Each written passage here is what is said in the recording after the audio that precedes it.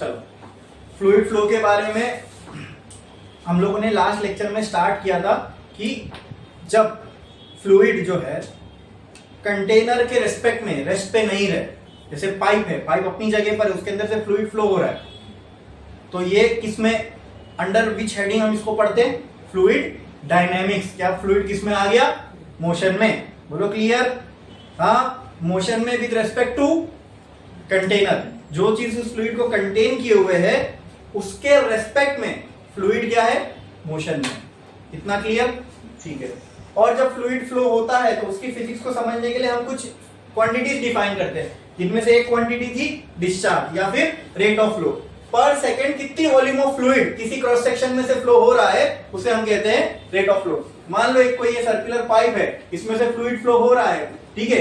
हर second इसमें से कितना वॉल्यूम ऑफ लिक्विड जा रहा है, ठीक है। या फिर मैं इसकी थोड़ी सी थिकनेस ले लूं और बोलूं इतने पार्ट में से पर सेकंड कितना वॉल्यूम ऑफ फ्लूइड जा रहा है, इसको हम इस क्वांटिटी को हम कहते हैं रेट ऑफ फ्लो। क्या कहते हैं, रेट ऑफ फ्लो। और मैंने आपसे ये भी कहा था कि जब भी आप वर्ड रेट सुनो तो समझ लेना डिनोमिनेटर में क्या क्या है, टाइम।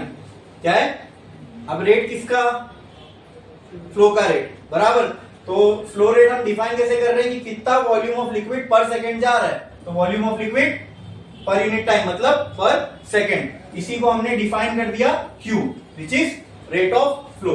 फिर इसका मैंने आप लोग को एक दूसरा फॉर्मूला भी बताया था कि V को हम लोग ऐसा लिख सकते हैं, एरिया इनटू डिस्टेंस। ये पूरे टर्म को मैं वेलोसिटी बोल सकता हूं, तो इसको मैं इनटू V लिख सकता हूं, तो Q can also be written as A into V।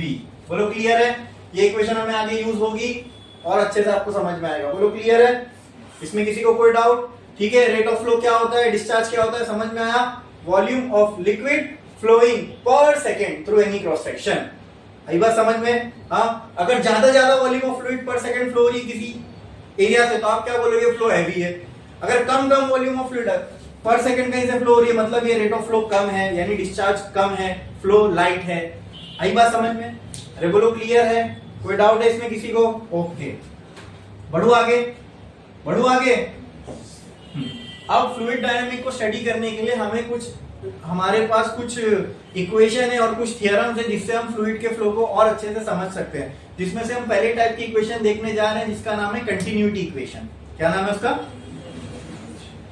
तो लिखो, स्टार डालो और लिखो कंटिन्यूटी इक्वेशन। उसका मैं आपको स्टेटमेंट बोलता हूं, फिर उसके हम मैथमेटिकल इक्वेशन देखेंगे। देखो continuity equation, continuity equation, continuity equation.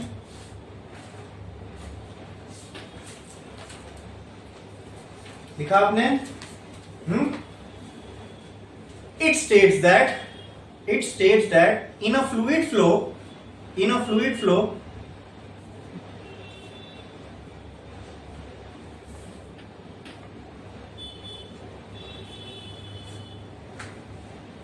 at any two cross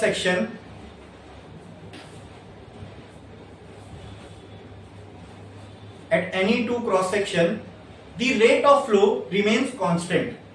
The rate of flow remains constant.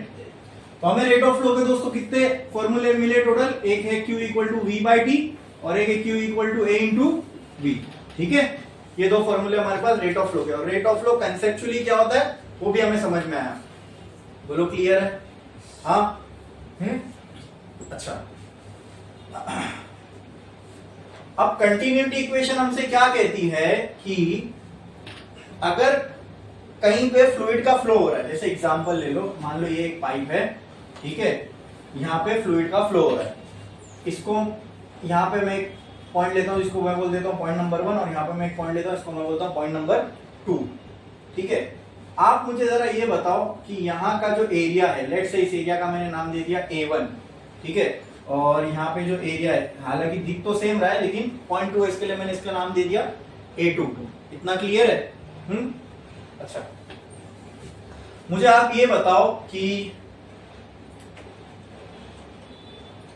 अगर रेट ऑफ फ्लो बराबर है A इंटू वी के, ठीक है, या फिर अगर मैं इस पे अगर थोड़ा सा और आगे थिकनेस लेके अगर मैं इसकी वॉल्यूम निकालूं और इसके अंदर से एक फ्लूइड फ्लो हो रहा है, तो जो फ्लूइड यहां से फ्लो होगा वही फ्लूइड यहां से फ्लो होगा, तो इसकी फ्लूइड की डेंसिटी को मैंने कह दिया रो। क्या कह दिया? रो क्या होता है? Mass upon volume. क्या होता है? Mass upon volume. ठीक है। अच्छा, अगर मैं इस वॉल्यूम को यहाँ फेंक दूं तो ये क्या हो जाएगा? Rho into V is equal to mass. Fluid तो सेम है, ये पॉइंट पे भी ये पॉइंट पे भी, तो रो तो सेम रहेगा बराबर। अब यहाँ देख रहे हो, अगर मैं इतनी लेंथ यहाँ पे लूं, इतनी लेंथ यहाँ पे लूं, तो दोनों जगह वॉल्यूम भी सेम है। ठीक है, लेकिन मान लो अगर वॉल्यूम अलग भी होती, अगर वॉल्यूम अलग भी होती, तो हमने एक्सपेरिमेंटली इसको वेरीफाई किया है कि यहाँ पे जो रेट ऑफ फ्लो है, यहाँ और यहाँ पे जो रेट ऑफ फ्लो है, वो दोनों भी क्या होता है? सेम होता है। क्या होता है? मतलब भले ही अगर मैं ये कुछ ऐसा भी होता, अगर मान लो ऐसा, ठीक है, यहाँ पे एक पॉइंट है 1 और यहाँ पे एक पॉइंट है 2, अगर पाइप ऐसा कुछ होता, ठीक है, तो यहाँ पे पाइप की एरिया अलग है, इसको मैंने बोल दिया A1, यहाँ की पाइप की एरिया अलग है, इसको मैंने बोल दिया A2। अच्छा, जब जहां पे पाइप की थिकनेस ज्यादा है या डायमीटर ज्यादा है, वहां पे मैंने वेलोसिटी बोल दिया V1, और जहां पे कम है वहां पे वेलोसिटी मैंने बोल दिया V2। तो हमने ये देखा फ्लूइड फ्लो में, ये हमने वेरीफाई किया। क्या वेरीफाई किया? क्या देखा हमने? कि जहां पर पाइप का डायमीटर ज्यादा है, क्रॉस सेक्शनल एरिया ज्यादा है, वहां पे फ्लूइड की स्पीड कम थी एज कंपेयर टू वो एरिया जहां पे पाइप का क्रॉस सेक्शनल एरिया कम है। ठीक है। अच्छा, ये कम और एरिया ज्यादा होने से क्या हुआ? जहां एरिया ज्यादा था वहां वेलोसिटी, जहां एरिया ज्यादा था वहां वेलोसिटी कम थी, जहां एरिया कम है वहां वेलोसिटी ज्यादा थी। अरे बोलो क्लियर है? हाँ, अब ऐसा समझते, चलो मान लो A1 की वैल्यू 2 है और 3 है और V1 की वैल्यू 2 है। ठीक है, बोलो क्लियर है? अब वहां पे जाके क्या कम हो गया? एरिया। तो मैं बोलता हूं A2 की वैल्यू है 2, कम हो गया ना, यहां 3 था वहां 2 हो गया, तो V2 क्या होना चाहिए? बढ़ना चाहिए। ये हमें होता हुआ दिखा, तो V2 की वैल्यू हो गई 3। अच्छा, डिस्चार्ज क्या होता है? A into V. तो अगर मैं Q1 निकालने जाऊं तो A1 V1 हो जाएगा। आंसर क्या आएगा? 3 इंटू 2 क्या आएगा? 6। अगर मैं Q2 निकालने जाऊं, मतलब रेट ऑफ फ्लो या फिर डिस्चार्ज एट पॉइंट 2, तो क्या आएगा? एरिया इंटू स्पीड, तो कितना हो जाएगा? अरे दोनों पॉइंट पे डिस्चार्ज क्या है? सेम है। मतलब क्या मैं बोल सकता हूं, अगर कहीं पे फ्लूइड फ्लो हो रहा है तो रेट ऑफ फ्लो हर जगह क्या रहेगा? कांस्टेंट रहेगा, भले ही पाइप का एरिया चेंज होने दो, उससे कोई फर्क नहीं पड़ता। आई बात समझ में? अरे बोलो क्लियर है? कोई डाउट है इसके अंदर? कैसे समझ में आना? तो ये कैसे होता है सर? एरिया चेंज हो रहा है, हालांकि डिस्चार्ज के फॉर्मूले में एरिया भी आ रहा है, लेकिन एरिया कम होने से ये कम क्यों नहीं हो रहा? ये कम क्यों नहीं हो रहा है? अगर मान लो इसकी वैल्यू पहले 6 थी, एरिया कम हो गया, तो ये कम होना चाहिए था ना, तब भी इसकी वैल्यू 6 क्यों बनी रही? क्योंकि भले ये कम हो गया लेकिन ये तो बढ़ गया ना, तो इसकी पूरी ओवरऑल वैल्यू इसने बढ़ा दिया। आई बात समझ में? अरे बोलो क्लियर है? तो इससे हुआ क्या? Rate of flow through out the flow क्या है? कांस्टेंट है। मतलब अगर यहां पे मैं कहीं पे एक पॉइंट ले लूं Q3, तो आंख बंद करके आप बोल सकते हो Q3 की वैल्यू क्या होगी? 6 होगी। अगर मैं यहां कहीं एक पॉइंट ले लूं Q4, तो उसकी वैल्यू 6 होगी। कोई एक पॉइंट पे आपने निकाल ली वैल्यू, तो आप बोल सकते हो Q1 equal to Q2 equal to Q3 equal to Q4। अरे बोलो क्लियर है? समझ में आया? पक्का? इसमें कोई डाउट है? तो कंटिन्यूटी इक्वेशन हमें यही कहती है। पढ़ो क्या लिखा हमने। It states that in a fluid flow at any two cross section, कोई भी दो क्रॉस सेक्शन, यहाँ पे कहीं पे भी जाओ, कोई दो जगह पर rate of flow remains constant. समझ में आया? ठीक है।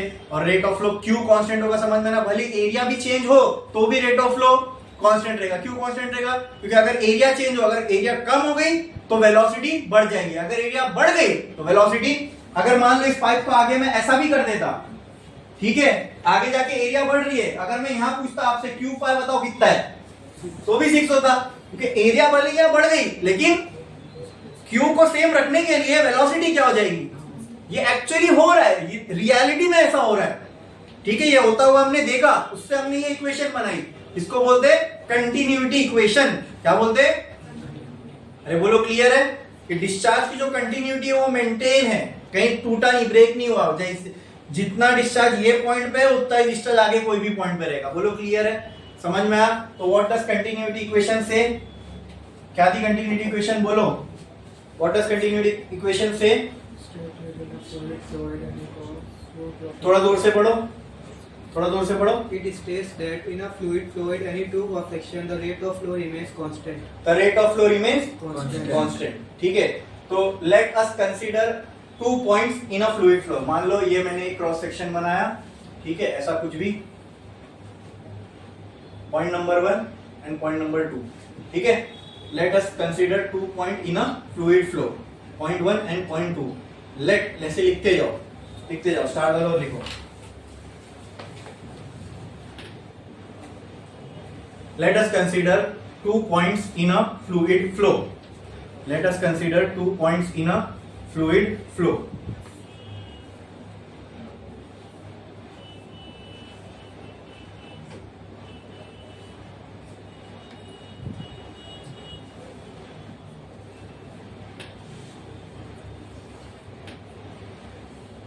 लिखा आपने? Let us consider 2 points in a fluid flow. Let area and velocity at point 1 be a1 v1 and at point 2 be a2 v2. Let area and velocity at point 1 be a1 v1 and at point 2 be a2 v2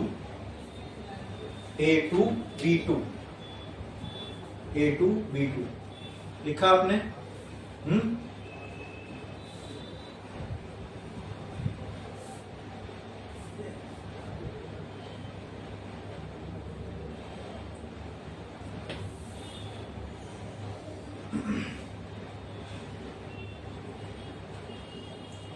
ये diagram बनाओ।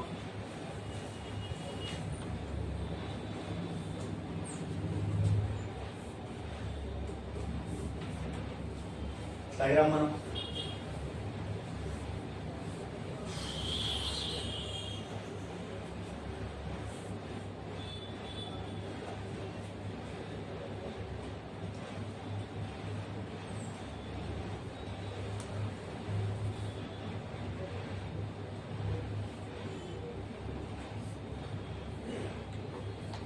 बढ़ो आगे। हाँ, लिखो according to continuity equation, according to continuity equation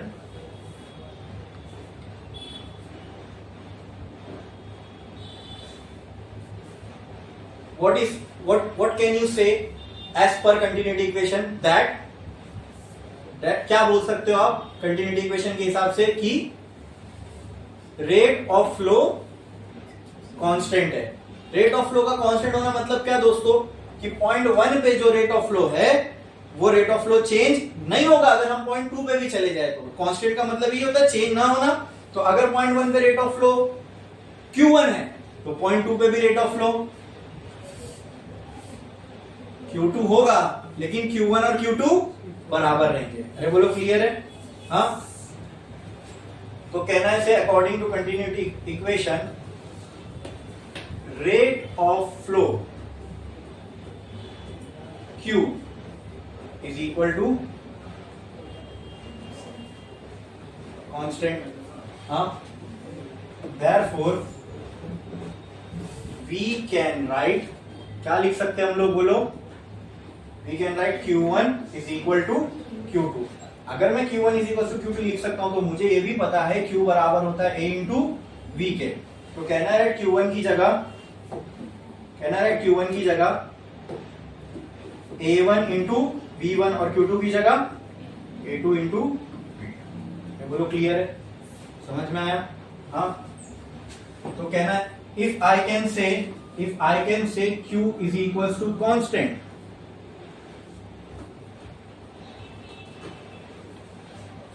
if Q is equals to constant then I can also say a into B is equal to some constant. हाँ, तो आपको यहां से समझ में आएगा, देखो a is equal to k,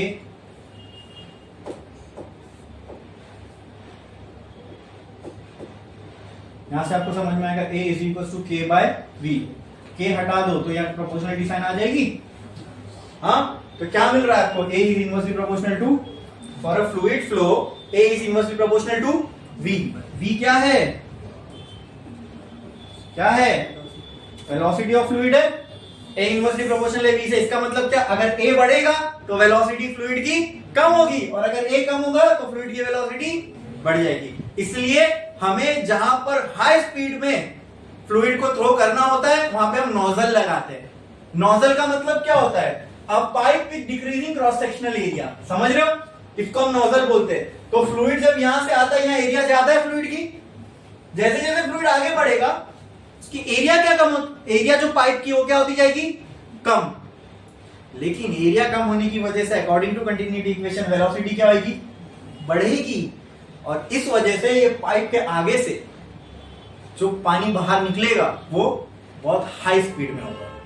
समझ में आता है, ये आपने देखा होगा, अगर आप पाइप के आगे थंब रखो तो पानी बहुत हाई स्पीड में निकलता है, ठीक है, और ऐसी पकड़ के रखो तो नॉर्मल ऐसे फ्लो होता रहेगा, लेकिन जैसे ही थंब रखो तो पानी की स्पीड बढ़ जाती है। क्या हुआ वहां पे, आपने एरिया कम कर दिया, एरिया ऑफ क्रॉस सेक्शन आपने कम कर दिया, तो पानी को डिस्चार्ज अपना मेंटेन रखना है, मतलब उसको पर सेकंड उतना ही पानी बाहर निकालते रहना है, तो वो अपनी स्पीड बढ़ा देगा। आई बात समझ में, क्लियर है, कोई डाउट, पक्का। ये तो ये कंटिन्यूटी इक्वेशन से हमें ये समझ में आया कि अगर हम एरिया को कम करें तो हम वेलोसिटी ऑफ फ्लूइड बढ़ा सकते हैं, तो हम लोग ऐसी चीजें डिजाइन कर पाए जिसको आज हम नोजल बोलते हैं, ठीक है। अरे बोलो, क्लियर है, कोई डाउट है इसके अंदर, ये इक्वेशन समझ में आई। रेट ऑफ फ्लो कांस्टेंट है तो उसके लिए मैं बोल सकता हूं जो रेट ऑफ फ्लो Q1 पे होगा वही रेट ऑफ फ्लो Q2 पे होगा, तो उससे मैं A1 V1 equal to A2 V2 लिख सकता हूं, ठीक है। और अगर ये हो गया एक चीज, दूसरा अगर Q कांस्टेंट है तो क्या मैं बोल सकता हूं A इंटू V भी कांस्टेंट होगा, क्योंकि Q तो AB के बराबर होता है, अरे ठीक है। तो अगर मैं A को वहां फेंकूं, V को यहां फेंकूं तो A inversely proportional to V मिलेगा। तो इससे मैं बोल सकता हूं from continuity equation we can also say that whenever area decreases the velocity of fluid increases. समझ में आया, एंड वाइस वर्सा। अरे बोलो, क्लियर है, समझे, ठीक है, छापो ये।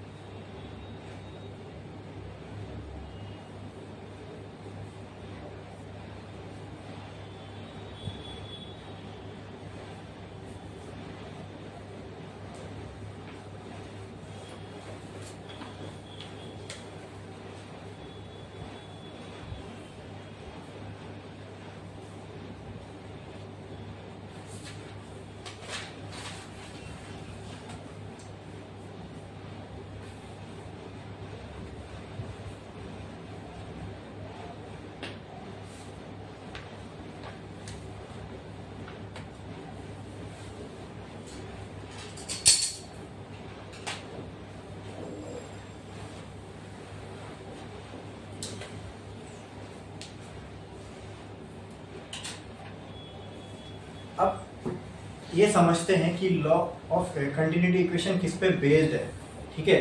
तो वहां से आपको एक और चीज समझ में आएगी, समझो ध्यान से। पॉइंट 1 पे पर सेकेंड, ठीक है, जितनी वॉल्यूम ऑफ फ्लूइड जा रही है, पॉइंट 2 पे पर सेकेंड उतनी वॉल्यूम ऑफ फ्लूइड जाएगी, भले ही वहां का एरिया कम होने दो, ठीक है। मैं क्या कह रहा हूं, जैसे एग्जांपल लो, अगर अब इसको ऐसे समझो कि डेंसिटी का फॉर्मूला क्या होता है, mass per unit volume. Density of water कितनी है, 1000 kg पर मीटर क्यूब। मतलब अगर मैं 1 metre cube by 1 metre cube का कोई कंटेनर लूं तो उसमें कितना पानी आ सकता है, 1000 kg, 1000 मैं kg में बात कर रहा हूँ, लीटर में नहीं, kg। बोलो इतना क्लियर है? डेंसिटी का मतलब यही होता है। हाँ ठीक है। क्या डेंसिटी मास से रिलेटेड है? हाँ ठीक है। तो अगर डेंसिटी है मास अपॉन वॉल्यूम, तो मैं वॉल्यूम को कैसे लिख सकता हूं? बोलो, मास पर यूनिट डेंसिटी, ठीक है। और कंटिन्यूटी इक्वेशन में हमने देखा, अगर यहां पे मैं टाइम से डिवाइड कर रहा हूं, तो यहां पर भी मैं मास, यहां पर भी मैं टाइम से डिवाइड कर दूं, चलेगा? हाँ, अरे बोलो क्लियर है? ठीक है।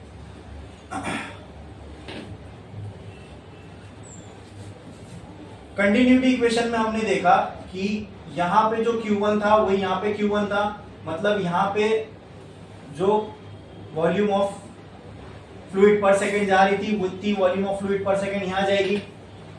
बोलो क्लियर है? हाँ, अगर यहाँ की वॉल्यूम V1 है और यहाँ की वॉल्यूम V2 है, ठीक है, ठीक है, वॉल्यूम को मैं वॉल्यूम पर यूनिट टाइम को मैं ऐसा लिख सकता हूं यहाँ पे, mass upon rho per unit T. अरे बोलो क्लियर है? देखो ना, वॉल्यूम पर यूनिट टाइम को मैं ऐसा लिख सकता हूं क्या? नहीं, बोलो ठीक है। और यहां पे इसको मैं ऐसा लिख सकता हूं, मास m1 ये m2, रो पर यूनिट टी। अरे बोलो क्लियर है? हाँ। अब इसमें समझो, ये क्या बोल रहा है? Mass of fluid flowing per second of density rho, ठीक है। अब लेट से मैंने 5 सेकेंड का एक टाइमर सेट किया, ओके। ये कोई पाइप है और 5 सेकेंड में फ्लूइड यहां से यहां पे जा रहा है, ओके, ठीक है। तो अगर 5 सेकेंड में अगर मैंने यहां पे देखा, मान लो 1 kg ऑफ वाटर इस पूरी क्रॉस सेक्शन से क्रॉस हुआ, और मैंने इसको मूव होने के लिए जो ये 5 सेकेंड है, उसको मैंने जो टाइम बोल रहा हूं दैट इज डेल्टा टी, मतलब डेल्टा टी की वैल्यू मेरे पास क्या है? 5 सेकेंड। क्या है? टाइम में मैंने कितना चेंज देखा? 5 सेकेंड का। कितने का? और 5 सेकेंड में मैंने देखा कि इस वॉल्यूम में से कितना फ्लूइड पास हुआ? 1 kg। कितना? 1 kg। कितना? 1 kg। अभी ध्यान से सुनो,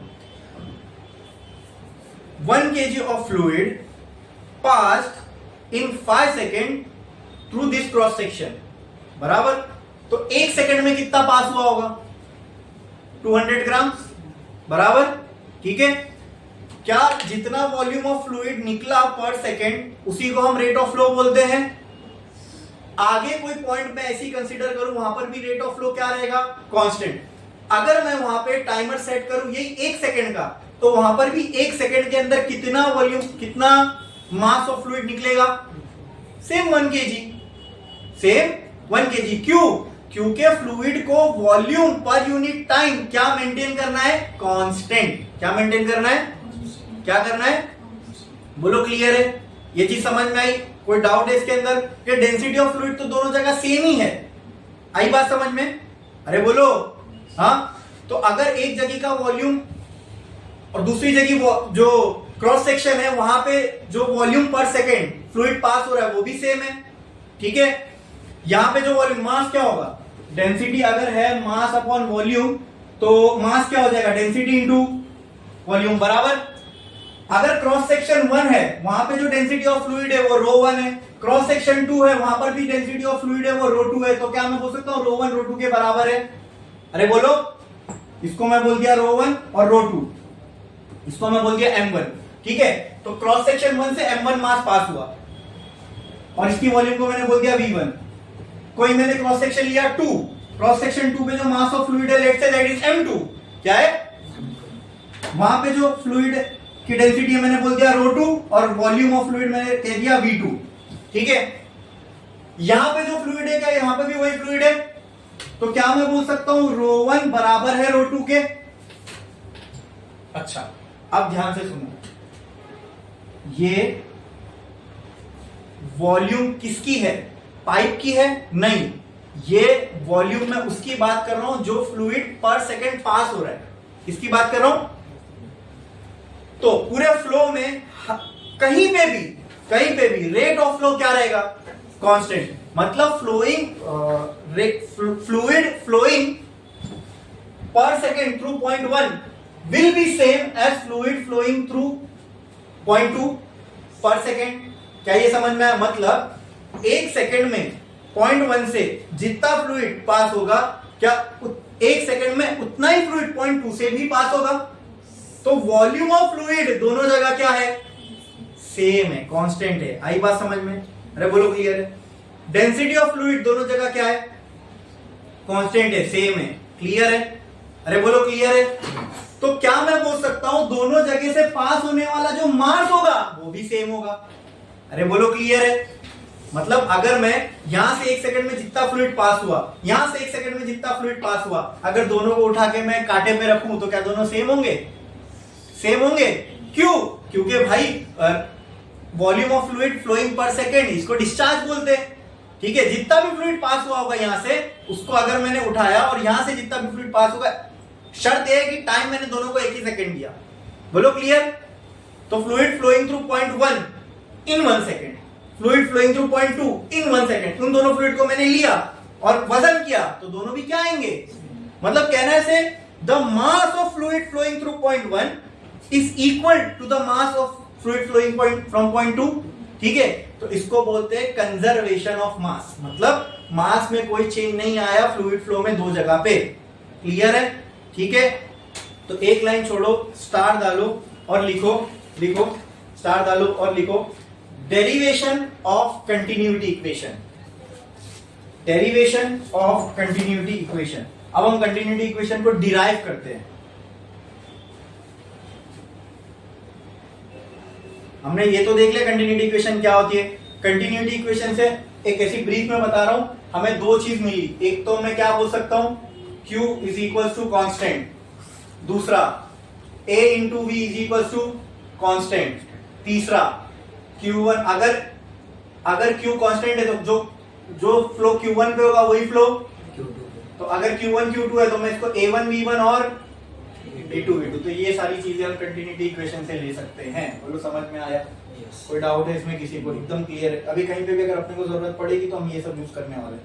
बोलो क्लियर है? हाँ, डेरिवेशन करना है हमें कंटिन्यूटी इक्वेशन का, वो A1 V1 कैसे आया, तो उसको हम लोग एक और तरीके से देख सकते हैं जो अभी हमने डिस्कस किया। क्या कि पॉइंट 1 से जितना मास ऑफ फ्लूइड जा रहा है उतना ही मास ऑफ फ्लूइड पॉइंट 2 से भी जा रहा है। तो कहना है से continuity equation is based on conservation of मास। बोलो हाँ, तो ऐसा लिखो it is observe that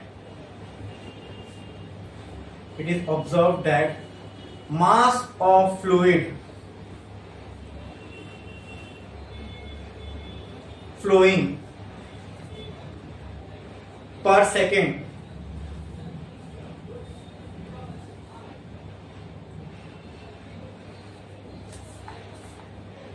in a fluid flow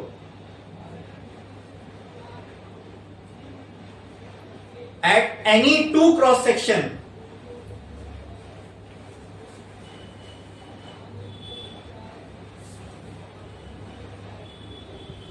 at any two cross section remains constant.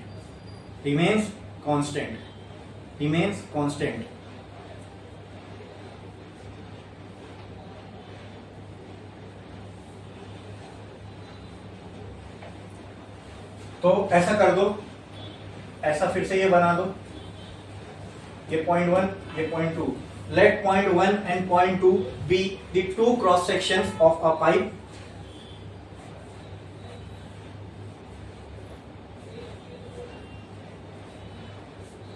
इसके नीचे लिखो let point 1 and point 2 be let point 1 and point 2 be two cross sections of the pipe, two cross sections of the pipe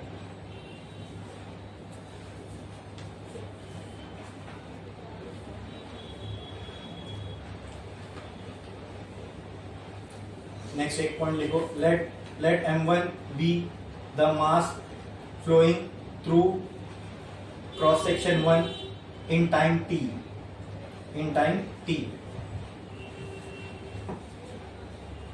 in time t, ठीक है, in time t. Let m2 be the mass of fluid flowing through cross section 2 in time t. Let m2 be the mass of fluid flowing through cross section in time t.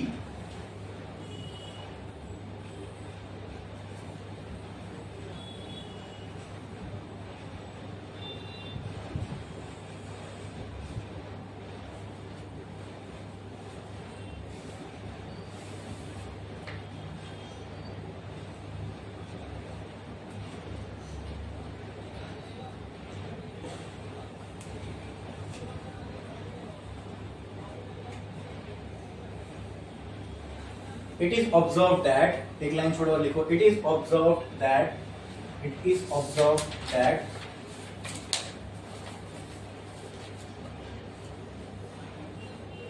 mass of fluid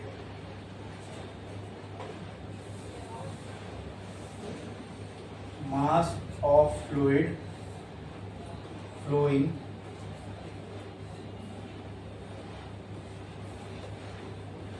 from 1 is equal to mass of fluid flowing from 2. What is equal to?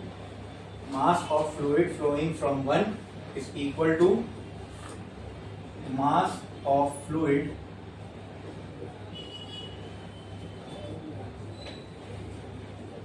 flowing from 2. So can I say from this m1 is equal to m2? Now tell me what is density. Density होती है mass upon volume. तो यहाँ से mass क्या हो जाएगा? Density into volume. तो यहाँ से m1 क्या हो जाएगा? Density into v1. यहाँ से m2 क्या हो जाएगा? Density into v2. क्योंकि fluid जो flow हो रहा है वो तो same है, तो density तो change होगी नहीं. तो can I write rho v1 is equal to rho v2. ठीक है, क्लियर? अच्छा, क्या मैं वॉल्यूम को एरिया इनटू लेंथ लिख सकता हूं? हाँ, अरे बोलो. हाँ, अरे यहां पे एक और चीज हमने लिखी, पर यूनिट टाइम था ना. Mass of fluid flowing from 1 per second, ये लिखे थे हमने. पर सेकेंड, तो पर यूनिट टाइम यानी डिवाइड में टाइम भी रखना पड़ेगा. तो यहां पर क्या डिवाइड में टी, यहां पे डिवाइड में टी आ जाएगा. बोलो क्लियर है? क्या वॉल्यूम ए इंटू एक्स होता है? लिख दो उसकी जगह पे. तो can I write rho into A one into X one. बोलो, divided by T is equal to rho, यहां पे वॉल्यूम की जगह A2 into x2 divided by T लिख दू, चलेगा? क्योंकि टाइम हमने दोनों जगह उतना ही दिए. यहाँ 1 सेकंड दे रहा हूं फ्लो होने के लिए, तो वहां भी 1 सेकंड दे रहा हूं फ्लो होने के लिए. यहाँ पे पानी फ्लो रहा है तो वहां भी पानी फ्लो रहा है. तो टाइम दोनों जगह सेम है, रो दोनों जगह सेम है, एरिया दोनों जगह अलग है. ठीक है, ठीक है. अच्छा, मुझे बताओ ये क्या होगा? x1 बाय t1 और x2 बाय t2 क्या होगा ये? बोलो, क्या x बाय टी को मैं वेलोसिटी बोल सकता हूं? हाँ, तो can I write this as rho a1 v1 is equal to rho a2 v2. Rho cancel, तो can I say a1 v1 is equal to,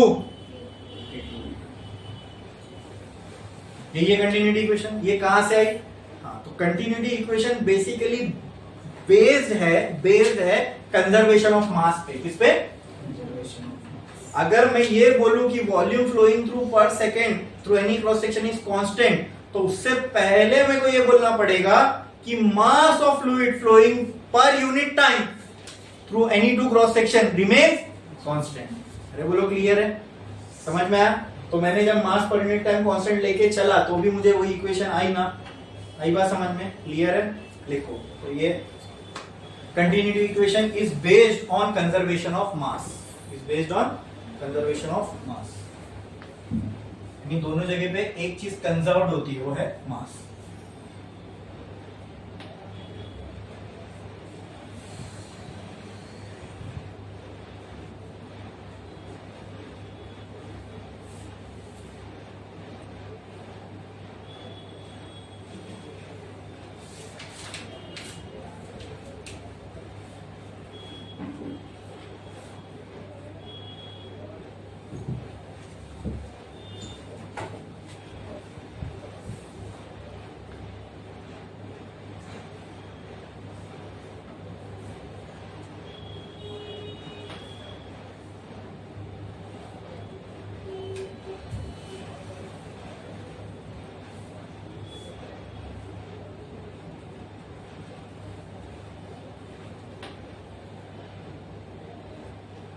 लिख के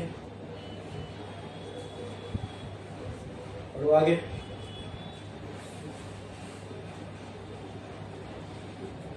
यहां पे अपनी कंटिन्यूटी इक्वेशन होती है,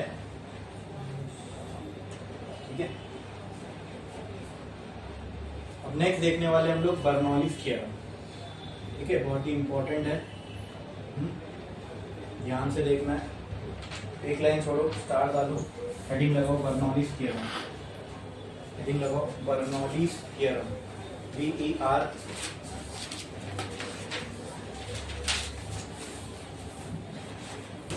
NOULLIES।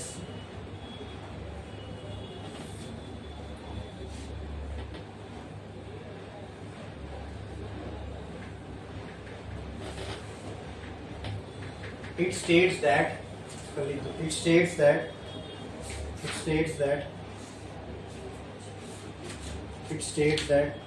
the total energy per unit volume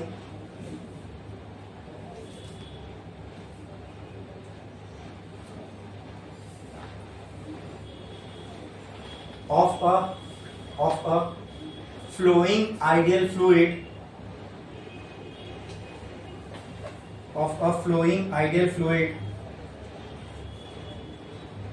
the total energy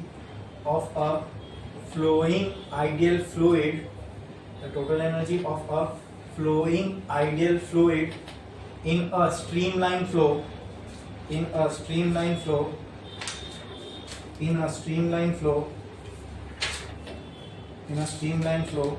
remains constant।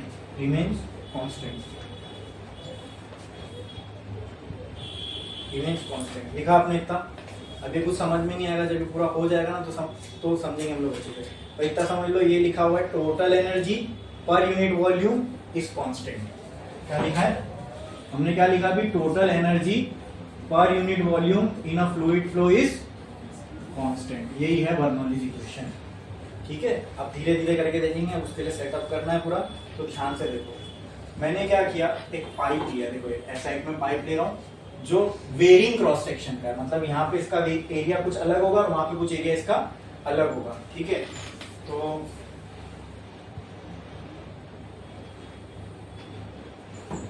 दिख रहा है अलग अलग एरिया, यहाँ पे कम है थोड़ा और वहां पे ज्यादा है, ठीक है। तो मैं और क्लैरिटी में बनाता हूं।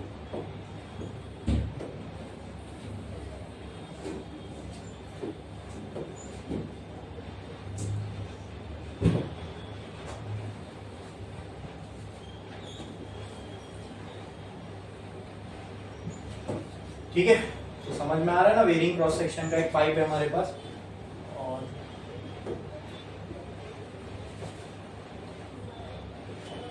कंटिन्यूअस पाइप है, ठीक है।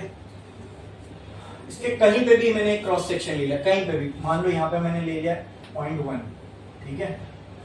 यहाँ पे मैंने एक पॉइंट ले लिया, यहाँ पर इस पाइप का एरिया देखूंगा तो ऐसा कुछ दिखेगा मुझे। इस पॉइंट को मैंने नाम दे दिया ए। क्या नाम दे दिया? ए। और ऐसे एक पॉइंट कहीं पे भी आगे ले लूँ, कहीं पे भी, तो यहाँ पे मैंने एक और पॉइंट ले लिया, इस पॉइंट को मैंने नाम दे, यहाँ पर ये पाइप का क्रॉस सेक्शन है और इस पॉइंट को मैंने नाम दे दिया बी। दिख रहा है आपको? बोलो कोई डाउट है इसके अंदर? ये क्रॉस सेक्शन ऑफ पाइप है, ठीक है, और ये एक क्रॉस सेक्शन ऑफ पाइप है। तो इतना क्लियर है, समझ में आया?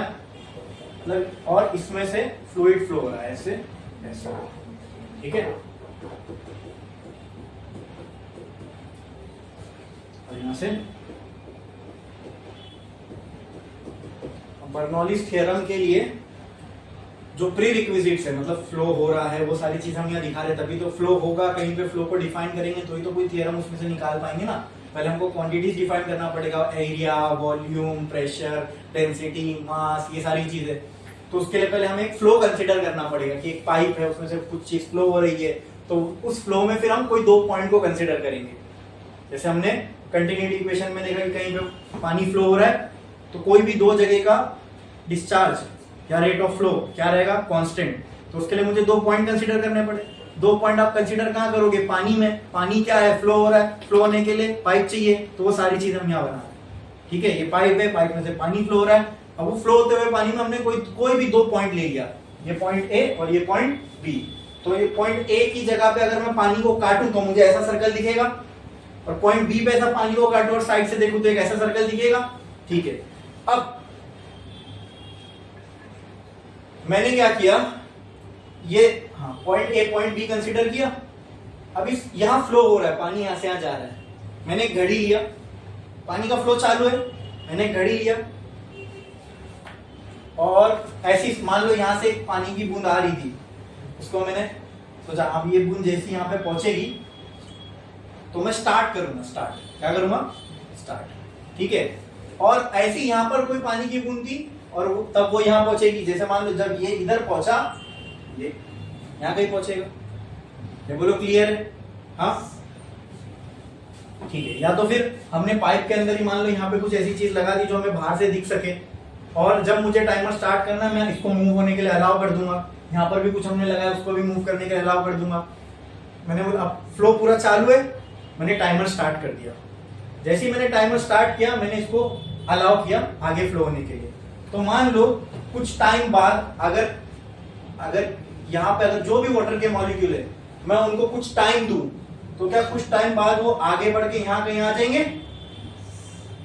तो फिर यहाँ वाले, अरे यहाँ आगे भी तो पानी के मॉलिक्यूल है ना, जब ये पानी का मॉलिक्यूल आगे बढ़ेंगे तो ये अपने आगे वालों को ढक लेंगे, तो यहां से भी कुछ मॉलिक्यूल आगे बढ़ेंगे।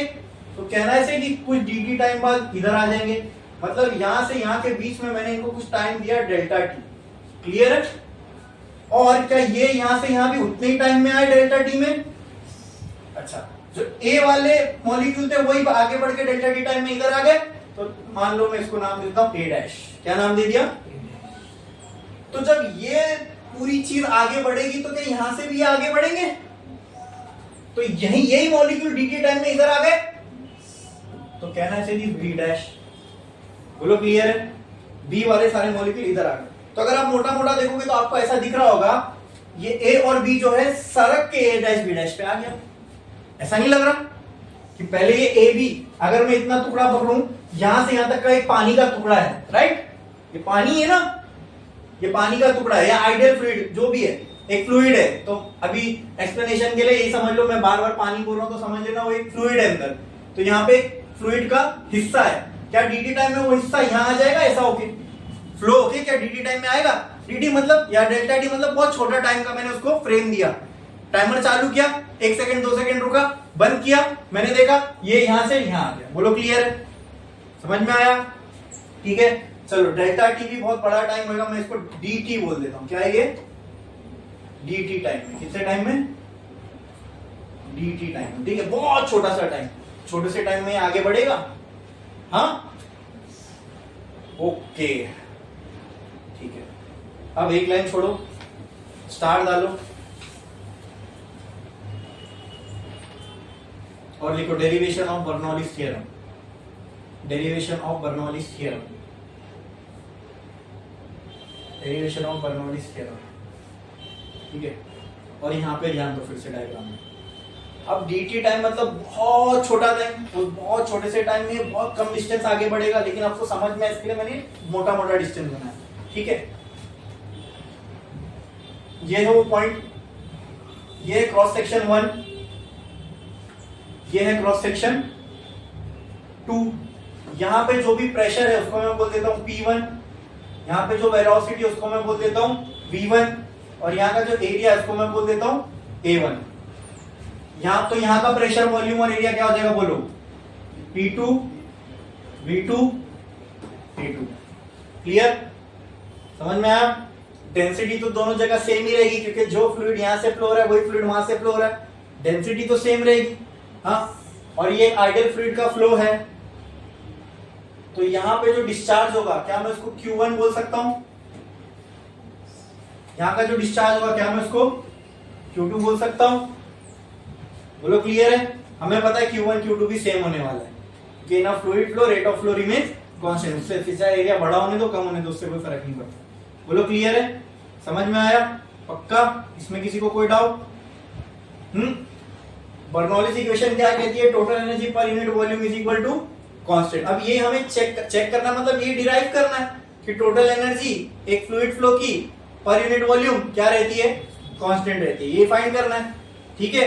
अब एक काम करो, आप ये डायग्राम बनाओ, जहां आपने वो हेडिंग लिखी डेरिवेशन ऑफ बर्नौलीज थ्योरम, उसके नीचे डायग्राम बनाओ।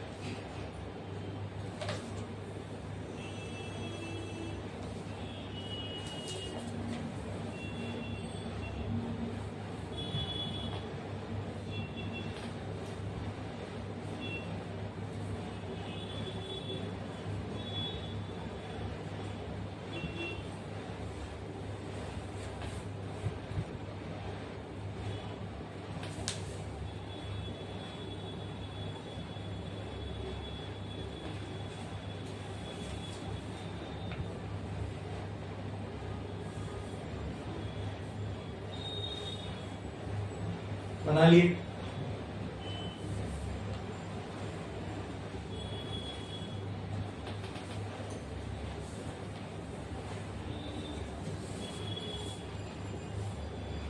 लिखो, इसके नीचे लिखो, इसके नीचे लिखो, let A B the cross section of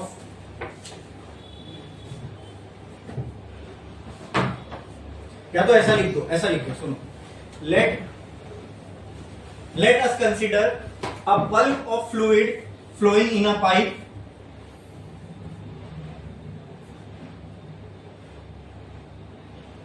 from A to B, from A to B, from A to B। क्या कंसिडर किया हमने? एक bulk of fluid. Bulk of fluid मतलब एक अच्छा खासा टुकड़ा फ्लूइड का, फ्लोइंग फ्रॉम कहां से? A to B। Let us consider a bulk of fluid flowing in a pipe from A to B. In dt time,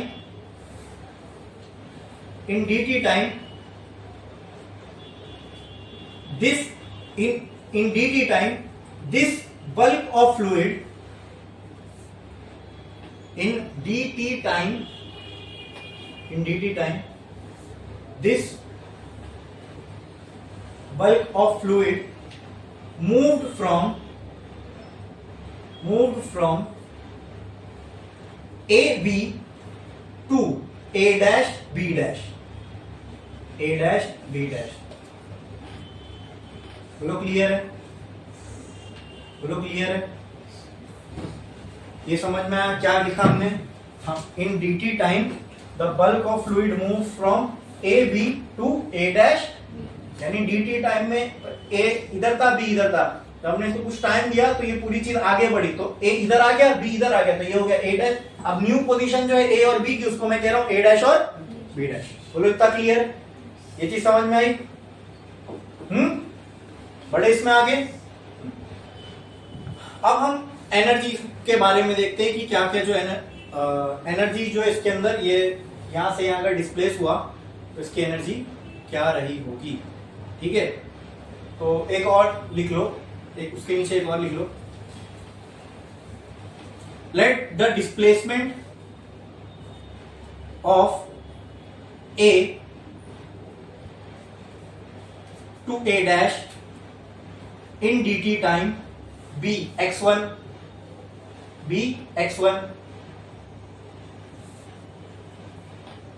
इसको पॉइंट्स में लिखते जाओ, लेट लेट लेट जो भी कर रहे हो, ये सारी चीजें हम लेट कर रहे हैं ताकि हम इसको डिराइव कर पाए। नेक्स्ट पॉइंट लिखो, let the distance moved from b to b dash in dt time b x2। देखो आपने जब dt टाइम दिया इनको, तो क्या ये a से a डैश मूव कर गया? मान लो ये x1 है, ये कुछ डिस्प्लेस हुआ ना, a वाला पार्ट a डैश पे चला गया, तो क्या मैं बोल सकता हूँ ये x1 डिस्प्लेस हुआ। b वाला पार्ट b डैश पे चला गया, तो क्या मैं बोल सकता हूँ ये x2 डिस्प्लेस हुआ। कितना क्लियर है? ये चीज पे ऐड कर दो डायग्राम में, ये चीज पे ऐड कर दो डायग्राम में।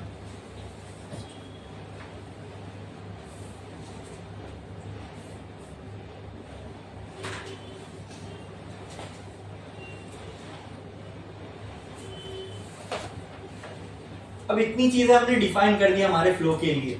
1 पे क्या डिस्प्लेसमेंट होगा, क्या प्रेशर होगा, क्या वॉल्यूम होगी, क्या एरिया होगी। 2 पे क्या डिस्प्लेसमेंट होगा, क्या प्रेशर होगा, क्या वॉल्यूम होगी, क्या एरिया होगी। बोलो क्लियर है? अब हमें एनर्जी से डील करना है। ठीक है, ठीक है। यहाँ पे अब यहाँ पे हमें वर्क एनर्जी थ्योरम लगाना है। क्या लगाना है? Work energy. तो किसी को पता है वर्क एनर्जी थ्योरम क्या है?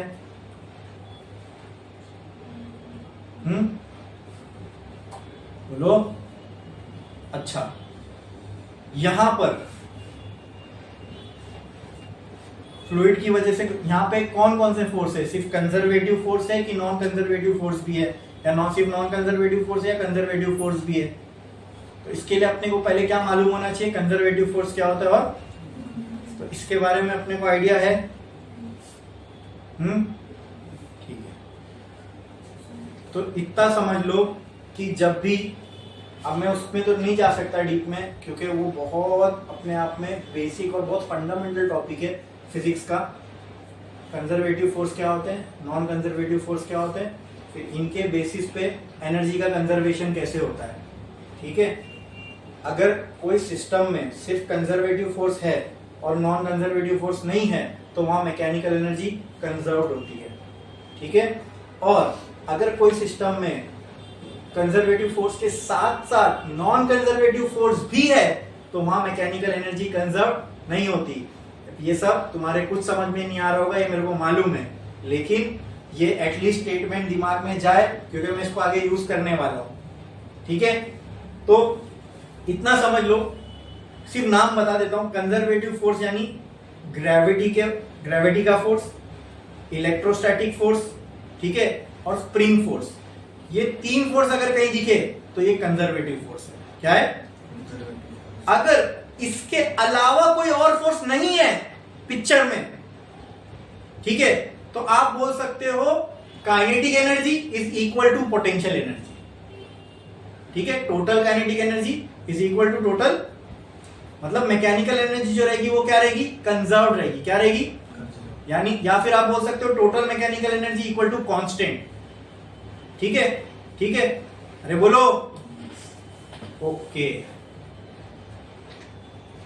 लेकिन अगर ऐसा नहीं है, इन 3 के अलावा कोई और फोर्स आ रहे, जैसे अप्लाइड फोर्स है, फ्रिक्शन का फोर्स है, फ्लूइड है तो विस्कस फोर्स हो सकता है। ठीक है, ठीक है, ऐसे कोई फोर्स दिख रहा है आपको पिक्चर में, तो वहां पर एनर्जी कंजर्व नहीं होगी, वहां पे हमें वर्क एनर्जी थ्योरम यूज करना पड़ता है। इसलिए मैं अभी ये बता इसलिए रहा हूं क्योंकि अभी हमें वो यूज करना है। क्या? Work energy theorem. क्या यूज करना है? और वर्क एनर्जी थ्योरम हम तब यूज करेंगे जब कंजर्वेटिव फोर्स के अलावा भी कोई और फोर्स हो। ठीक है, तो देखो ये पार्ट ऑफ फ्लूइड पे नीचे की तरफ ग्रेविटी एक्ट करेगी, मतलब ग्रेविटी इस पर काम करेगी, तो work done due to gravity, force due to gravity इस पे एक्ट होगा, इस पे भी एक्ट होगा। क्लियर है? इसके अलावा क्या ये फ्लूइड का फ्लो है? फ्लूइड एक फोर्स लगाता है जिसको हम अपथ्रस्ट बोलते हैं, हाँ अरे बोलो, हाँ, जिसकी वजह से प्रेशर बनता है, the force which is perpendicular to the area. अब अगर मैंने ये एरिया क्रॉस सेक्शन कंसीडर कर रहा हूं तो फ्लूइड के इस एरिया पे फोर्स लगाएगा, उसको थ्रस्ट बोलते हैं। अब थ्रस्ट कोई कंजर्वेटिव फोर्स नहीं है, मतलब ये नॉन कंजर्वेटिव होगा। अब कोई नॉन कंजर्वेटिव फोर्स आ गया पिक्चर में, ये तो हम आइडियल फ्लूइड कंसीडर किए तो विस्कस फोर्स तो यहां होगा नहीं, लेकिन हाँ फोर्स ड्यू टू लिक्विड होगा। अब वो तो कंजर्वेटिव है नहीं, कंजर्वेटिव नहीं है तो कौन सा है? अगर नॉन कंजर्वेटिव फोर्स आ गया पिक्चर में, यानी सिर्फ कंजर्वेटिव फोर्स ही होते, मतलब ये तीन फोर्स इलेक्ट्रोस्टैटिक, ग्रेविटेशनल और स्प्रिंग फोर्स, ये तीन फोर्स ही अगर इधर होते और कुछ नहीं होता तो मैं वर्क एनर्जी थ्योरम यूज करने की बजाय क्या यूज करता? ये mechanical energy is equal to constant, तो kinetic energy plus potential energy equal to constant, ये लिख लेता। बोलो क्लियर? हाँ,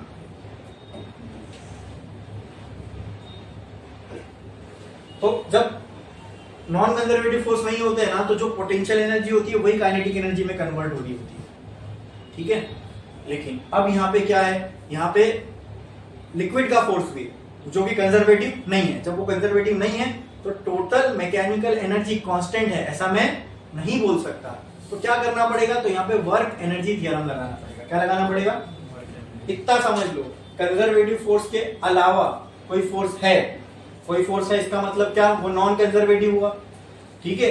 अगर नॉन कंजर्वेटिव फोर्स प्रेजेंट है सिस्टम में जिसको आप एनालाइज कर रहे हो, तो आप वहां पे क्या यूज कर सकते हो एनर्जी कंजर्वेशन के लिए, या फिर एनर्जी या वेलोसिटी फाइंड करने के लिए? Work energy theorem.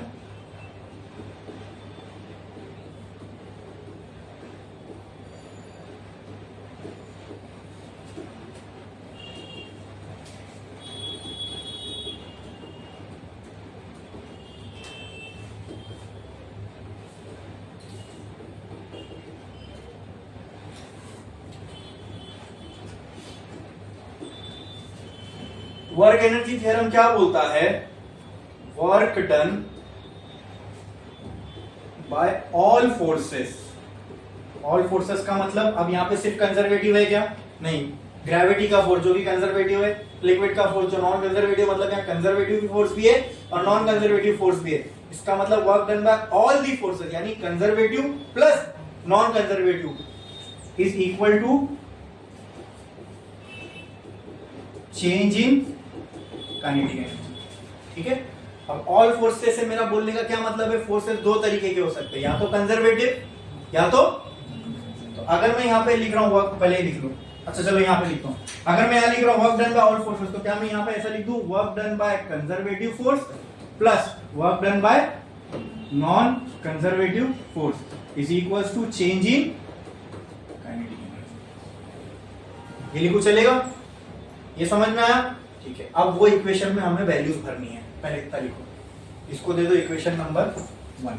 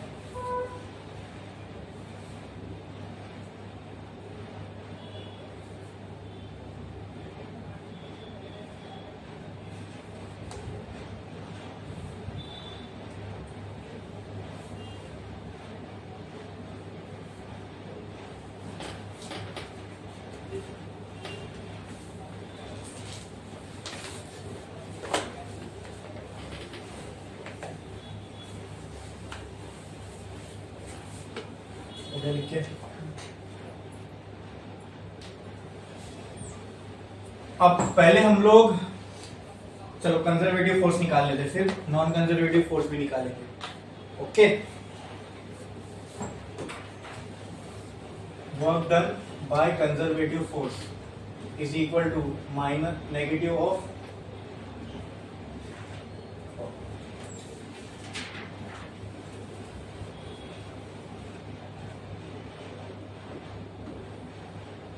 ये कंजर्वेटिव फोर्स निकालने का तरीका है। Work done by conservative force is negative of potential energy, negative of, ये वर्क डन कंजर्वेटिव फोर्स का वर्क डन निकालने का फॉर्मूला है। ठीक है, जो भी हम वर्क करते हैं कंजर्वेटिव फोर्स से वो बॉडी की किसमें जाके स्टोर हो जाता है, पोटेंशियल एनर्जी के। ठीक है, तो क्या मैं यहाँ पे ऐसा लिख सकता हूँ, negative of potential energy is equal to minus of work done by conservative force. बोलो हाँ, अरे बोलो, लिख सकता हूँ ये। ठीक है, ओके। अब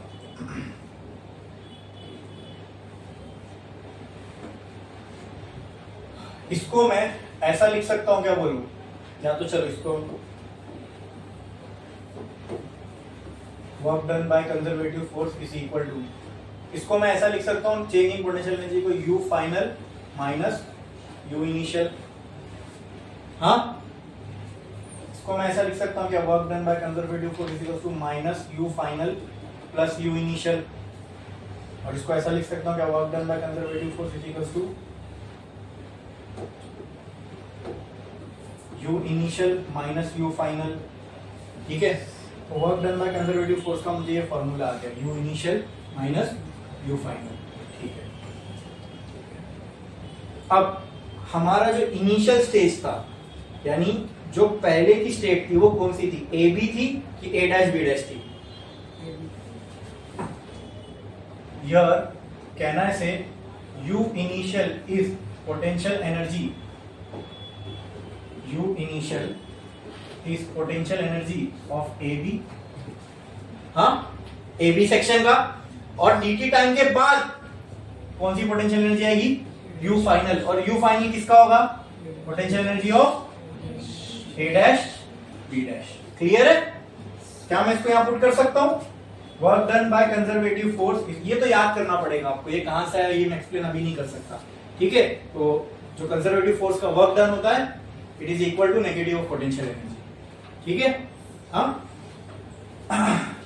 अब इसको मैं यू आई की जगह ये लिख सकता हूं दोस्तों, U A B minus U A dash B dash. कोई डाउट इसमें, पक्का, बड़े आगे। ठीक है, can I write U A dash B dash, check करो, ए बी को क्या मैं A dash plus A B लिख सकता हूं, चेक करो, कहां गया यार, ये ए डैश है ना, ये ए है, ए बी को मैं A dash plus A dash B लिख सकता हूं। हाँ, तो फ्रॉम डायग्राम कैन आई से यू, या तो चलो मैं डायरेक्ट यहीं पे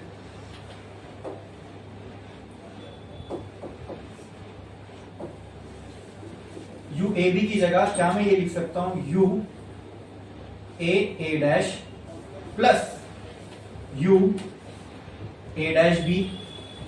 डायग्राम में देख के बताओ, हाँ, क्या ए बी सेक्शन, ये दो सेक्शन मिलके बना है। ठीक है, माइनस क्या इसको मैं ऐसा लिख सकता हूं, U A dash B plus U B B dash. Check करो, क्या ये सेक्शन ये दोनों मिलके ही बना है, चेक करो, कोई डाउट, पक्का। Can I write this as U A plus U A dash B minus U A dash B minus U B B dash. ठीक है, देखो ये और ये क्या हो गया, कैंसल। यहां पे क्या मैं ये लिख सकता हूं, work done by conservative force is equal to potential energy of A dash है ना, A dash minus potential energy of B B dash. बोलो क्लियर है,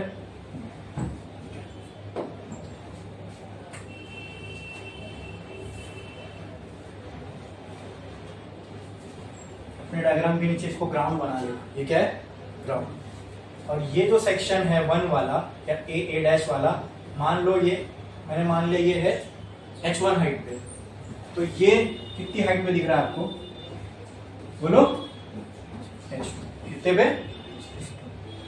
तो अगर मैं इसकी पोटेंशियल एनर्जी निकालना चाहूँ सेक्शन 1 की, तो क्या आएगी M1 G इंटू H1 बराबर, और दूसरे वाले की G into H2।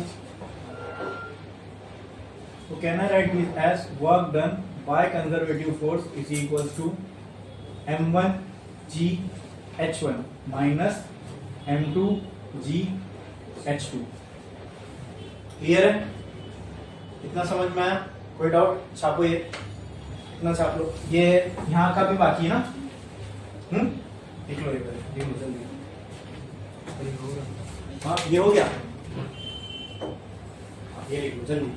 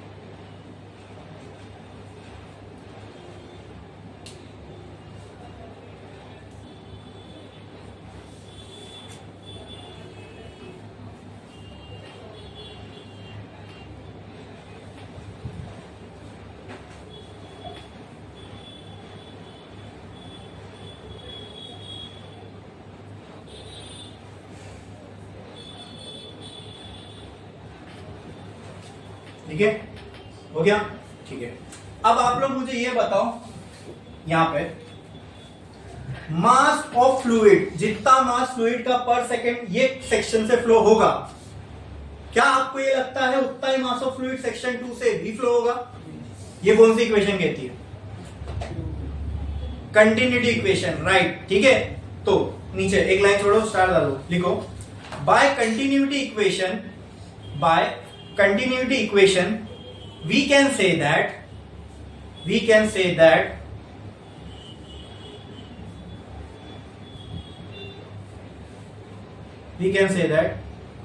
the mass of fluid flowing per second from section 1 bracket में लिख लो m1, यानी mass of fluid flowing per second को हमने क्या नाम दिया? क्या नाम दिया? m1 is equal to mass of fluid flowing per second from section 2, लिख दो from section 2। अब दोनों जगह में जो फ्लो होने वाला मास है वो सेम है, तो क्या मैं ऐसा लिख सकता हूं m1 is equal to m2? हाँ, तो कहना है आप ऐसा लिखना, लिख लिया आपने, equal to flowing through section, so देखो therefore we can write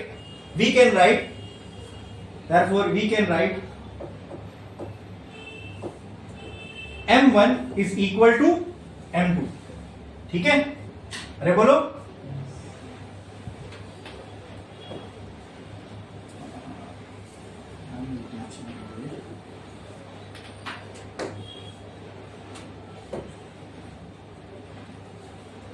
we can write what m1 is equal to m2। जब m1 m2 इक्वल है तो मैं इसको m भी लिख सकता हूँ, जब दोनों ही सेम है तो work done of conservative force क्या हो जाएगा, बोलो m1 की जगह क्या आ जाएगा, mgh1 माइनस mgh2। तो work done by conservative force क्या मैं ऐसा लिख सकता हूँ, mg ब्रैकेट में h1 माइनस, बोलो क्लियर। लो work done by conservative force आ गया, लिख लो लिख लो। उसके नीचे ये बचा हुआ पार्ट लिखो।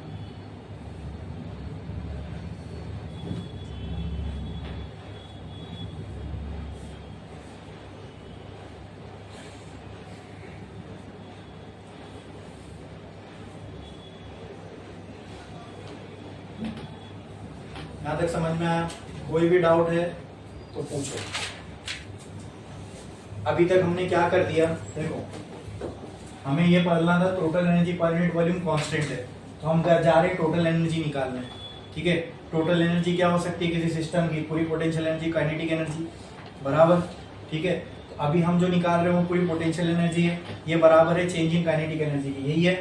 तो अभी हमने टोटल एनर्जी में से ये पार्ट तो निकाल लिया, अब ये पार्ट बचा है, फिर उसको इक्वेट, जब ये दोनों मिल जाएगा तो उसको इक्वेट करेंगे काइनेटिक एनर्जी से। बोलो इतना क्लियर है?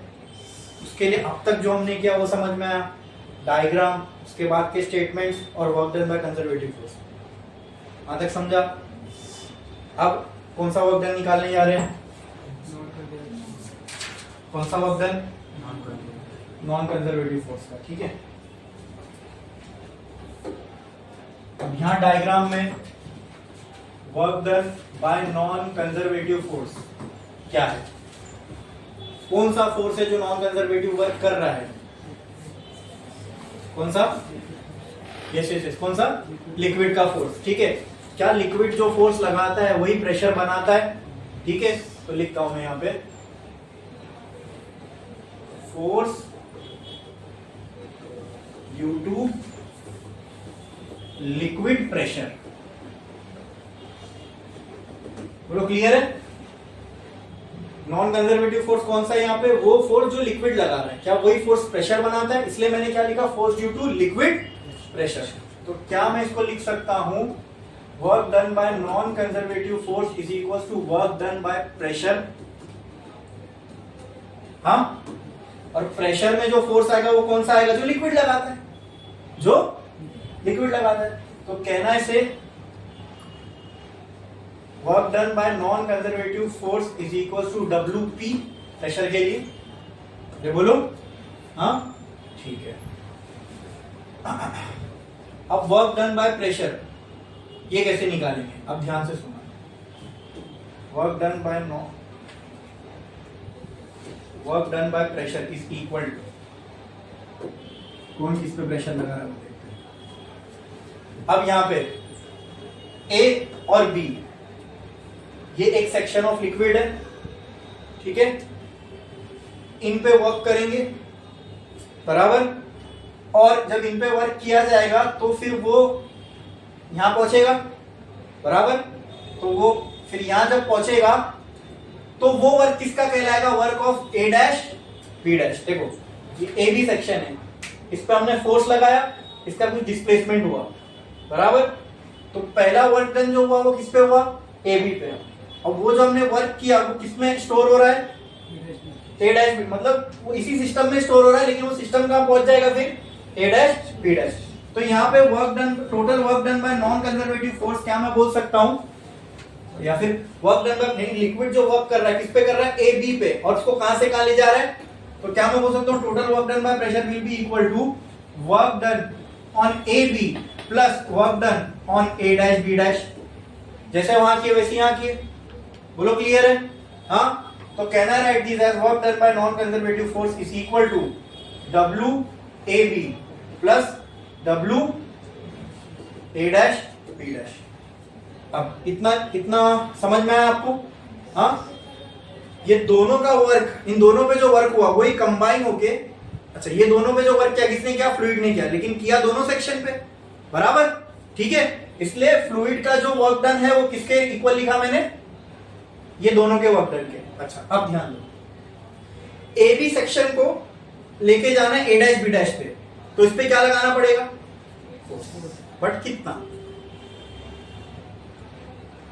उतना ही अगर मान लो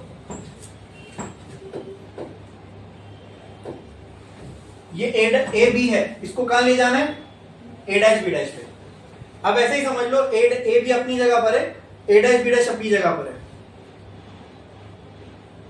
अगर ए बी को हम लोग ए डैश बी डैश पे लेके जा रहे हैं, यानी हमको बाहर से अगर फोर्स लगाना पड़ रहा है इसके ऊपर, इसका मतलब ये कि अपोजिट साइड से कोई इसको रोक रहा होगा, अगर नहीं रोकता तो बिना फोर्स लगा ही चला जाता। तो ऐसा इमेजिन करो, क्या ऐसा नहीं लग रहा आपको कि अगर मुझे ए और बी को ए डैश बी डैश पे लेके जाना है तो उतना फोर्स लगाना पड़ेगा जो ए डैश बी डैश अपोजिट में लगा रहा है।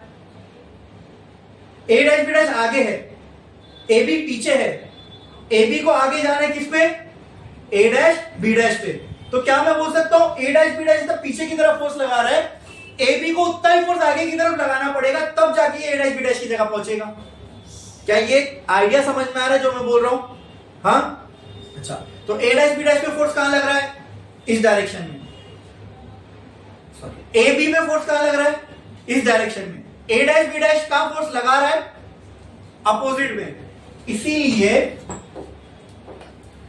ए डैश बी डैश का जो वर्क डन है उसको हम उसको हम नेगेटिव कंसीडर करते हैं। समझ में आया इतना, अरे बोलो क्लियर है, क्योंकि जितना वर्क हम इसको देंगे, ठीक है, उसके अपोजिट का ये लगा रहा होगा। आई बात समझ में, तो ये ए बी कहां पहुंचेगा, ए डैश बी डैश पे। अच्छा work done by non conservative force is equal to A B किससे बना है, A dash, work done by A dash plus work done by A dash B, बोलो clear, minus A dash B dash किससे बना है, बोलो A dash B plus B B dash, ये तो पहले भी किए ना। अब ब्रैकेट ओपन करो तो क्या आएगा, work done by non conservative force, work done by non conservative force क्या आ रहा है, W A dash plus W A dash B minus W A dash B minus W B B dash, ये तो work done by non conservative force क्या बच रहा है, W A dash minus W B B dash. इतना clear है, ये समझा कि नहीं समझा, बोलो पक्का समझ में आया, बढ़ू आगे, ठीक है।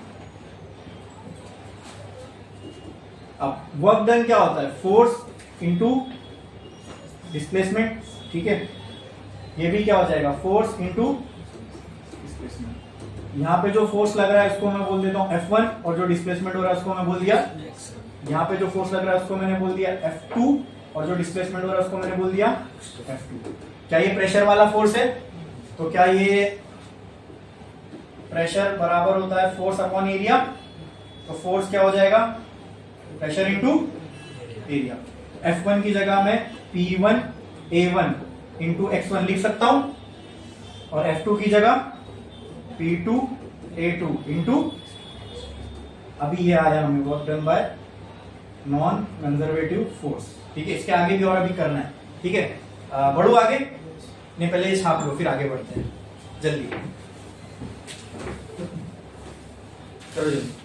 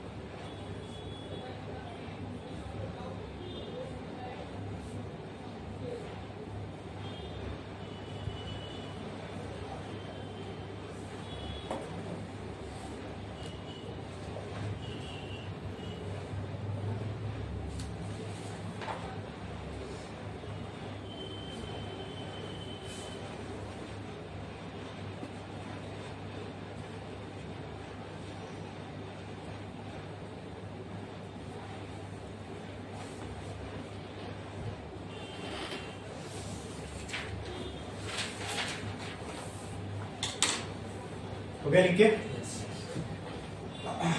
अब ध्यान देखो, ध्यान से देखो कि a इंटू एक्स ये क्या होगा? एरिया मल्टीप्लाई बाय लेंथ क्या होता है बताओ? Work done by non conservative force will be equal to, ये पता है एरिया मल्टीप्लाई बाय ये वॉल्यूम होता है। हाँ हाँ, ये वॉल्यूम का भी है, क्या है? तो कहना है इसे P1 V1 माइनस P2 इतना क्लियर है? ठीक है। अब हमने रेट ऑफ फ्लो में देखे हैं डिस्चार्ज होता है वॉल्यूम पर यूनिट टाइम, बराबर? हाँ, लेकिन Q अपने आप में A इंटू वी भी होता है, is equal to volume per unit time. अब मैं वॉल्यूम के लिए कैपिटल और इसके लिए स्मॉल वी यूज कर रहा हूं, बोलो क्लियर है? वॉल्यूम क्या हो जाएगा बोलो? A into V into T is equal to, ये वेलोसिटी है, ये क्या है? वेलोसिटी का भी है, और ये वॉल्यूम का भी है। तो इतना क्लियर है? हाँ, तो कहना है इसे work done by non conservative force will be equal to P1, volume की जगह मैं लिख सकता हूं A1 V1 T। अब मैंने T1 क्यों नहीं लिखा? क्योंकि दोनों जगह हमने सेम टाइम ही दिया हुआ है, ठीक है? जितना सेक्शन 1 को टाइम दे रहे, A से A डैश में जाने के लिए टाइम दे रहे, उतना ही हम B को P डैश में लेके जाने दे रहे, इसलिए वो दोनों सेम है। तो मैंने अच्छा चलो T1 भी लिख देता हूँ, ओके। इसको मेरे पास एक तरीका है और आसान करने का, इसको मैं A2 V2 T2 बोल दूं। Here T1 is equal to T2 is equal to क्या डेल्टा टी नहीं है? डायग्राम में जाके देखो, दोनों जगह डेल्टा टी टाइम दिया हुआ है। हाँ, तो कहना है write work done by non conservative force is equal to P1 A1 V1 delta T minus P2 A2 V2 delta T. बोलो इतना क्लियर है? यहां तक समझ में आया? कोई डाउट इसमें किसी को? पक्का? ठीक है। बाय कंटिन्यूटी इक्वेशन, ठीक है, mass per unit time from 1, जिसको मैंने बोला था m1, क्या इक्वल है mass per unit time from बोलो 2, जो क्या होगा m2। बोलो क्लियर है? तो कहना we can write m1 equal to m2। बोलो इतना क्लियर है? हाँ, मास क्या होता, डेंसिटी क्या होती है? Mass by volume. तो मास क्या हो जाएगा? डेंसिटी इंटू, इसको मैं density into volume into density into volume लिख सकता हूं। डेंसिटी तो दोनों जगह सेम रहेगी, वॉल्यूम चेंज होगी तो 1 और 2। बोलो इतना क्लियर है? अरे बोलो। हाँ, अच्छा।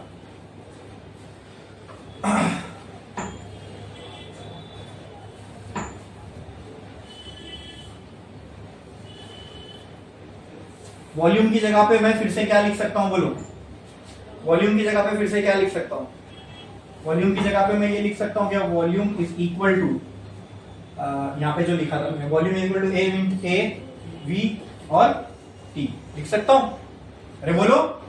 कहना write rho A1 V1 T1 is equal to rho A2 V2 T2। Here T1 is equal to T2 is equal to delta T। अरे बोलो क्लियर है? तो कहना है write rho A1 V1 delta T is equal to rho A2 V2 delta T। इसको दे दो equation 1 और इसको दे दो इक्वेशन 2। कंपेयर करो 1 और 2 को, तो क्या समझ में आ रहा है? कंपेयर करो 1 और 2 को, तो क्या समझ में आ रहा है? M1 M2 इसके ये सबके बराबर है और M2 ये सबके बराबर है। बोलो क्लियर है? ये छापे?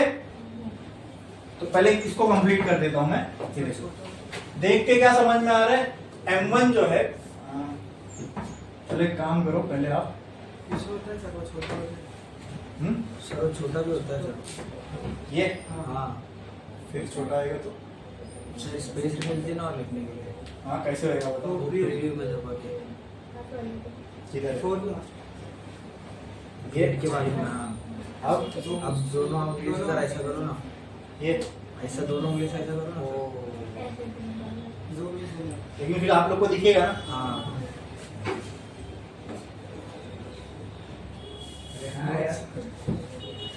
दिख रहा है?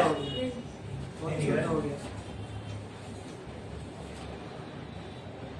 अब हाँ।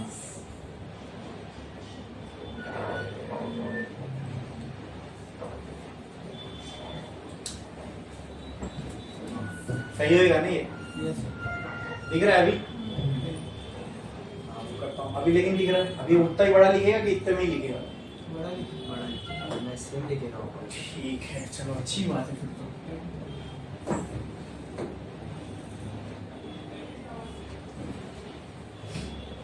यहाँ पे मैं लिखता हूँ कंपेयरिंग, अरे छोटा उतना ही लिख रहा है।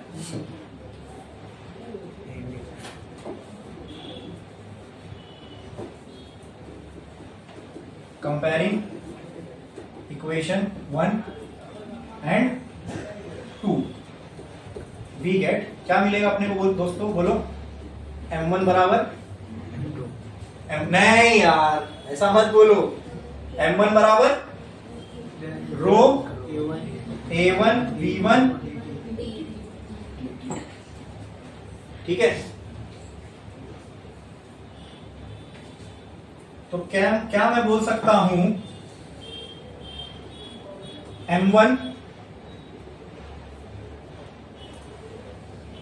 Bye rho is equal to a1 v1 dt।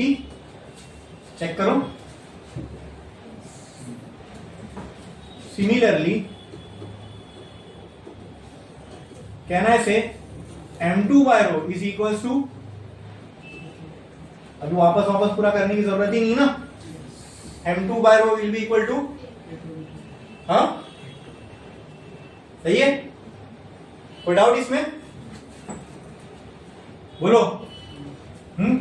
अब ये दोनों उठाओ और इस इक्वेशन में पटको, ठीक है। Work done by non conservative force, work done by non conservative force क्या आया था? P1 A1 V1 dt minus P2 A2 V2 dt। मुझे आप बताओ A1 V1 dt, A1 V1 dt की जगह मैं क्या लिख सकता हूँ? M1 बाय रो, कहना राइट P1 M1 बाय रो, बोलो, minus P2 M2 bye work done by non Kanjar, और सिंप्लीफाई कर सकते हैं हम लोग, करेंगे आगे, पहले इतना छापो।